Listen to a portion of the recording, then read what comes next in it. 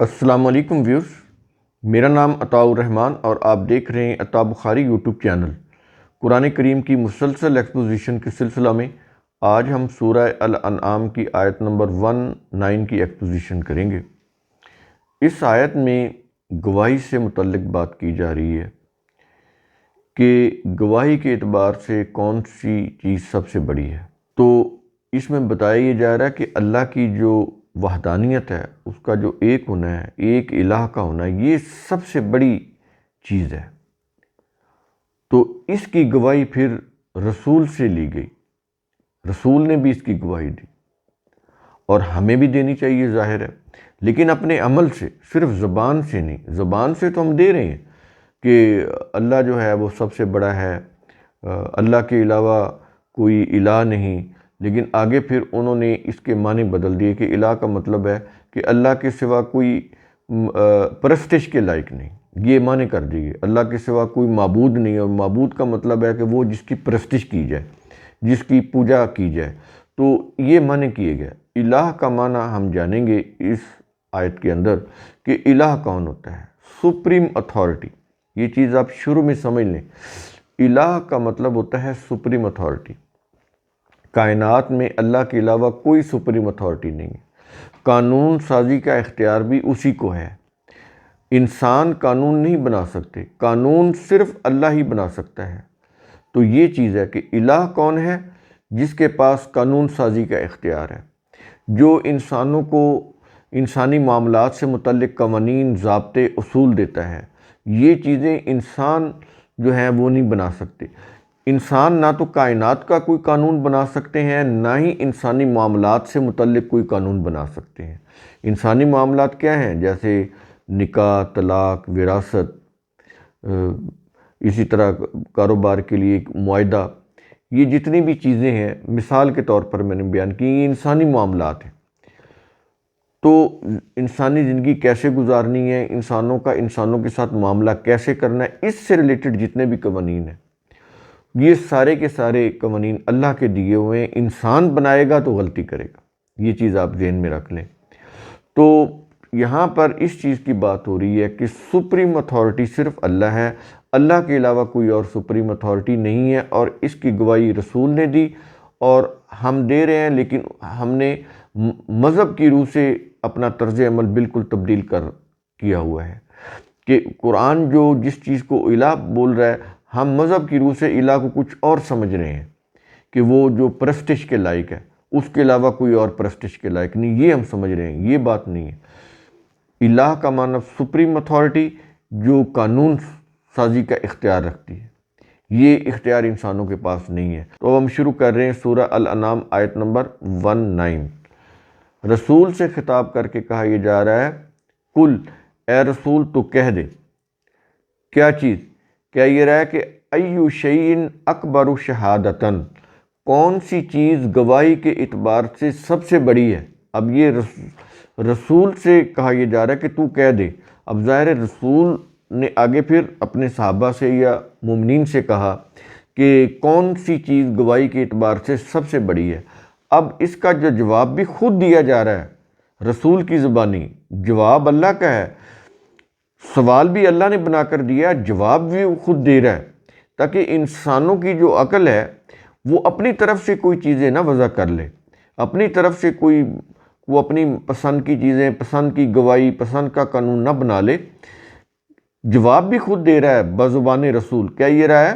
کل، تو کہہ دے، اے رسول تو کہہ دے۔ کیا؟ اب اس کی تفصیل بیان کر رہا ہے۔ کیا یہ رہا ہے کہ اللہ شہید بینی و بینکم، اللہ ہی میرے اور تمہارے درمیان گواہ ہے، یعنی ہم جو کچھ کر رہے ہیں، جو کچھ میں کر رہا ہوں، جو کچھ تم کر رہے ہو، سب کا جو دیکھنے والا ہے وہ اللہ ہے، اللہ کے علم میں ہے، اللہ کی نظر ہے۔ شہید دیکھنے والا بھی ہوتا ہے، جس کی نظر ہو کسی کے اوپر، نگران کے معنی بھی دیتا ہے۔ تو اللہ میرے اور تمہارے درمیان گواہ ہے، نگران ہے، ہمارے اعمال کو جو کچھ بھی ہم کر رہے ہیں تو وہ اس کے اوپر نگران ہے، اس کے اوپر گواہ ہے۔ اس کے بعد آگے یہ کہہ رہا ہے وَأُوحِيَ إِلَيَّ هَٰذَا الْقُرْآنُ، اور یہ قرآن میری طرف وحی کیا گیا ہے۔ اب یہاں پر یہ چیز آ گئی کہ قرآن جو ہے رسول کی زبانی کہلوایا یہ گیا کہ یہ میری طرف اللہ کی طرف سے وحی کیا گیا ہے۔ اب آگے یہ بتایا جا رہا ہے کہ اس کے وحی کرنے کا مقصد کیا ہے؟ امت کو بخشوانا ہے؟ نہیں، قرآن کریم مقصد بتا رہا ہے۔ مقصد کیا ہے؟ یہاں پر یہ بھی مقصد آ گیا کہ انبیاء کی بعثت کا مقصد کیا ہے، اور انبیاء کے اوپر جو کتاب نازل ہوئی اس کا مقصد کیا ہے۔ یہ دونوں چیزیں آ گئی اس کے اندر۔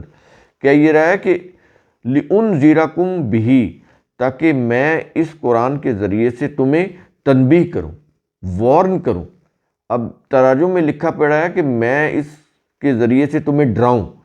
یہ رسول ڈراتے نہیں ہیں، نہ اللہ ڈراتا ہے۔ یہاں پر لفظ آ رہا ہے لِأُنذِرَ، یہ جو تنذیر ہے، تنذیر کے اندر وارننگ ہوتی ہے، ڈرانا نہیں ہوتا۔ تو یہ چیز، یہ الفاظ جو ہیں یہ کانسیپٹ ہیں، ان کو سمجھنا بہت ضروری ہے صحیح معنی کے ساتھ۔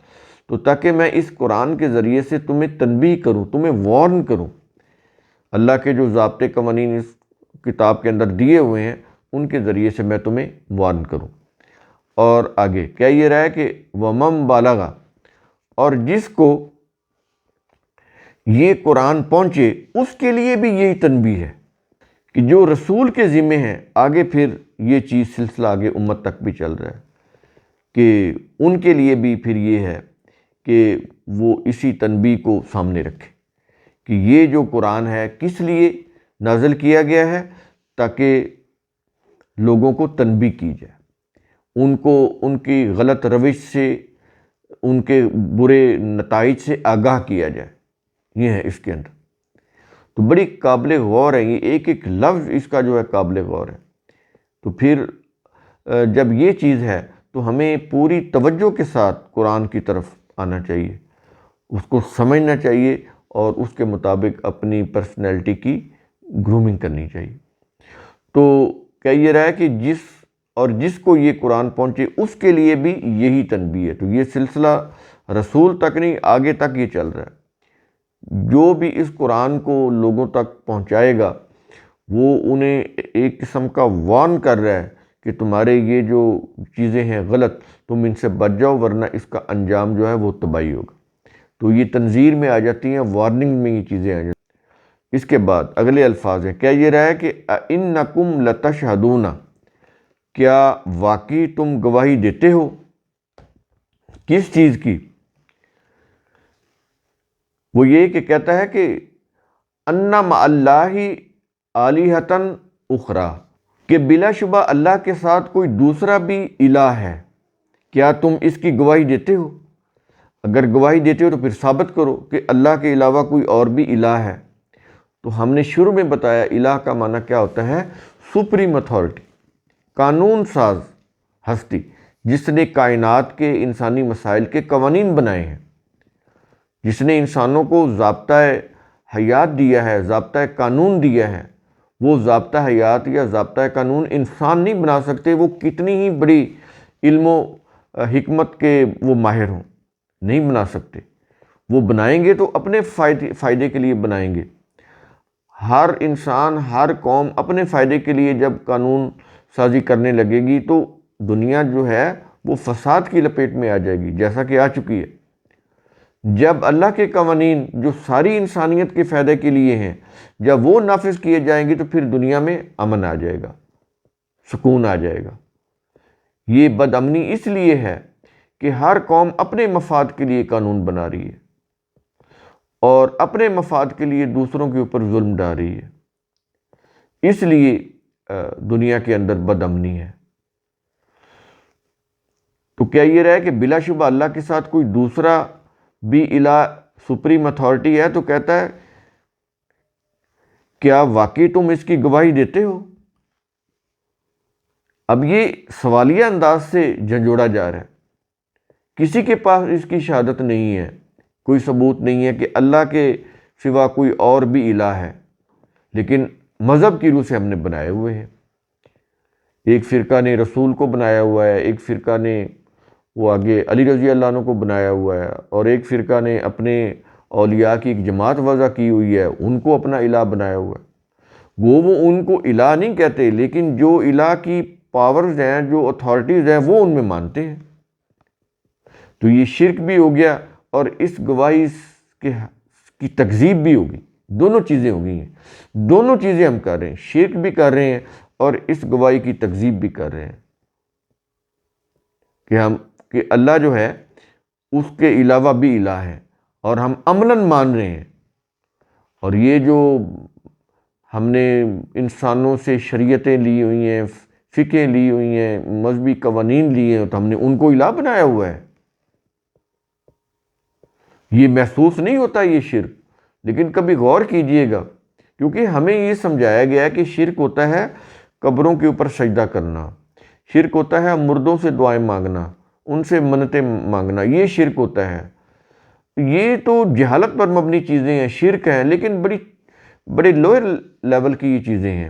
اصل شرک یہ ہے کہ قانون سازی کے اعتبار سے کسی کو الہ سمجھنا، کہ وہ بھی اس کے بھی قوانین مان لیے جائیں، اس کی بھی فقہ شریعت کو دین سمجھ کے اس کے مطابق چلا جائے، اس کے اوپر عمل کیا جائے۔ تو یہ ہے اصل شرک، کتاب اللہ کے مقابلے میں مذہبی کتابوں کو لے آنا اور اپنے زندگی کے مسائل ان کتابوں کی روح سے حل کرنا، اپنے مسائل ان کتابوں کی روح سے ان کو حل کرنا، اپنے مسائل کے لیے ان کے فتووں کے اوپر عمل کرنا۔ یہ ہے اصل شرک، جس سے توجہ ہٹا دی گئی اور کہا گیا کہ قبروں کے اوپر سجدہ کرنا جو ہے یہ شرک ہے شرک، لیکن جو اصل شرک ہے وہ انہوں نے چھپا دیا۔ یہ چیزیں بڑی قابل غور ہیں۔ اس کے بعد کیا یہ رہا کہ کل اے رسول تو کہہ دے، کیا الفاظ ہے، کہتا ہے کہ لا اشہد، میں تو ایسی کوئی گواہی نہیں دیتا کہ میں کہوں کہ اللہ کے علاوہ بھی کوئی سپریم اتھارٹی ہے جو قانون سازی کا اختیار رکھتی ہے، میں تو ایسی کوئی گواہی نہیں دیتا۔ یعنی رسول کی زبانی انکار کرایا جا رہا ہے۔ رسول نے کہا، یعنی ظاہر ہے کہلوایا اللہ نے، اور رسول کی زبان سے کہلوایا کہ میں تو ایسی کوئی گواہی نہیں دیتا کہ اللہ کے سوا بھی کوئی دوسرا اور الہ ہے، سپریم اتھارٹی ہے۔ اللہ ہی سپریم اتھارٹی ہے، صرف وہی ذات ہے جو ان کائنات اور انسانی معاملات سے متعلق قانون سازی کر سکتی ہے، اور اس نے قانون دیا، کوئی اور نہیں دے سکتا۔ اسی کے قانون کے مطابق چلنا ہوگا اگر اس زندگی کو اور آخرت کی زندگی کو کامیاب بنانا ہے تو۔ اس کے بعد کیا یہ رہا ہے کہ کل اے رسول تو کہہ دے۔ اب یہ دیکھیں بار بار کل، اسی سے قول رسول، یہ قول رسول ہیں، اقوال رسول ہیں۔ یہ اقوال رسول، ان کو وہ حدیث نہیں مان رہے۔ وہ جو پرشین محدثین نے جو روایتیں بنا کے کتابوں میں درج کر دی، ان کو یہ حدیث رسول بول رہے ہیں، اقوال رسول بول رہے ہیں، لیکن جو یہ اصل اقوال رسول ہیں جو قرآن کے اندر بیان ہوئے ہیں، ان کو وہ حدیث ہی نہیں سمجھتے۔ یہ حالت ہوگی ہماری۔ تو کہتا ہے کل تو کہہ دے، کیا انما ہوا الہ واحد، صرف وہی ایک اللہ، وہی ایک اللہ، یعنی یہ جو اللہ ہے وہی ایک اللہ، سپریم اتھارٹی، وہی الہ ہے، صرف وہی ایک الہ ہے، یعنی ایک سپریم اتھارٹی ہے۔ اب رسول سے اللہ نے کہا کہ تو کہہ دے کہ اس کے علاوہ کوئی سپریم اتھارٹی نہیں ہے۔ ہم بار بار آپ کو سمجھا رہے ہیں کہ یہ الہ کے کیا معنی ہیں۔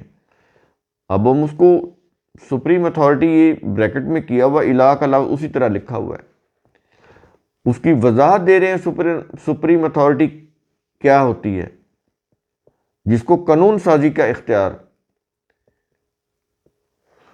تو یہ اختیار کسی اور کے پاس نہیں ہے۔ اس کی یہ کہ تمام انسان جو ہیں اس کے قوانین کو فالو کریں، کوئی کسی اور انسانوں کے بنائے ہوئے جو قوانین ہیں مذہب کے، مذہبی قوانین، اگر ان کو فالو کریں گے تو یہ پھر شرک ہو جائے گا، کیونکہ وہ انسانوں کے بنائے ہوئے ہیں۔ تو ہمارے جتنے بھی معاملات ہیں، نکاح، طلاق، وراثت، یہ سارے کے سارے ہم نے وہ مذہبی پیشواؤں کے جو بنائی ہوئی فقہ ہیں، ان کے جو فتوے ہیں ان کے مطابق ہم کر رہے ہیں، قرآن کے مطابق نہیں، تو اس کا مطلب ہم اللہ کو الہ نہیں مان رہے۔ یہ بڑی قابل غور چیزیں ہیں، آپ ان کو کبھی تنہائی میں بیٹھ کے سوچئے گا کہ کیا ہم اللہ کو الہ مانتے ہیں؟ اگر ہم اللہ کو الہ مانیں تو یہ مذہب کی چیزیں ہم کر ہی نہیں سکتے جو ہم کر رہے ہیں، تو ہماری جتنے بھی معاملات زندگی کے ہیں وہ سارے کے سارے یہ جو مذہبی فتوے ہیں، مذہبی یہ جو کتابوں کے اندر شریعتیں ہیں، فقہ ہیں، انہی کے مطابق ہم کر رہے ہیں، قرآن کے مطابق نہیں ہے۔ کوئی ایک تہوار بھی ہمارا قرآن کے مطابق نہیں ہے، وہ بھی مذہب کی روح سے آ رہے ہیں۔ تو یہ سب چیزیں ہماری جتنی بھی یہ تاریخ اسلام سے جو چیزیں آ رہی ہیں وہ بیسیکلی تاریخ اسلام نہیں ہے، وہ ایک ریلیجس ہسٹری ہے، اسی سے تفسیریں بنائی گئیں، اسی سے ہی انہوں نے یہ روایات بنائیں جس کو حدیث کہا جاتا ہے، اور ان کو پھر اقوال کہہ دیا کہ یہ رسول کی حدیثیں ہیں، رسول کے اقوال ہیں، اور پھر ان کے مطابق اپنی زندگی کے وہ بنائے ہوئے، اور وہ مختلف ہیں، ہر فرقے کے، ہر مسلک کے، ہر سکول آف تھاٹ کے ڈیفرنٹ ہیں، اس وجہ سے وہ ایک دوسرے کو کافر بھی کہہ رہے ہیں۔ یعنی کچھ چیزیں انہوں نے بنائیں، ایک فرقے نے کچھ اور بنائی، ایک فرقے نے کچھ اور بنائی، ایک فرقے نے کچھ اور بنائی، سب نے کہا کہ ہمارے پاس سنت ہے، پھر اس سنت کی بنیاد پر وہ ایک دوسرے کو کافر بھی کہہ رہے ہیں۔ تو ظاہر ہے جب آپ قرآن سے ڈی ٹریک ہوں گے تو پھر یہی اشر ہوگا جو ہمارا ہو رہا ہے۔ اس کے بعد آیت کے آخر میں کیا یہ رہا ہے؟ وَإِنَّنِي بَرِيءٌ مِّمَّا تُشْرِكُونَ، اور یقیناً میں بری ہوں اس سے جسے تم شریک ٹھہراتے ہو، اس سے جسے تم شریک ٹھہراتے ہو، میں اس سے بری ہوں، جس کو بھی تم شریک ٹھہراتے ہو، وہ سیاسی قائدین ہو، مذہبی قائدین ہو، مذہبی پیشوا ہو، کوئی بھی ہو، وہ کوئی روایت ہو قرآن کے مقابلے میں، قرآن کے مقابلے میں کوئی کتاب ہو، کوئی بھی ہو، اللہ کے مقابلے میں کوئی ہستی، کوئی شخصیت، کوئی بھی ہو، وہ نبی کو بنا لیں یا کسی ولی کو بنا لیں، کسی کو بھی بنا لیں، اللہ کے مقابلے میں جب بھی آپ اس کی مخلوق کو لے آئیں گے تو یہ شرک ہو جائے گا، اللہ کے ساتھ اس کو شریک ٹھہرانا ہو جائے گا، اور یہی جتنے بھی ہمارے فرقے مسالک ہیں یہی کچھ کر رہے ہیں، میجورٹی اسی کے اوپر چل رہی ہے اور اسی کو دین سمجھ رہی ہے۔ قرآن کریم کا اصول ثم تفکروا، اس کی روح سے آپ خود بھی سوچا کریں، سمجھا کریں، غور و فکر کیا کریں۔ شکریہ۔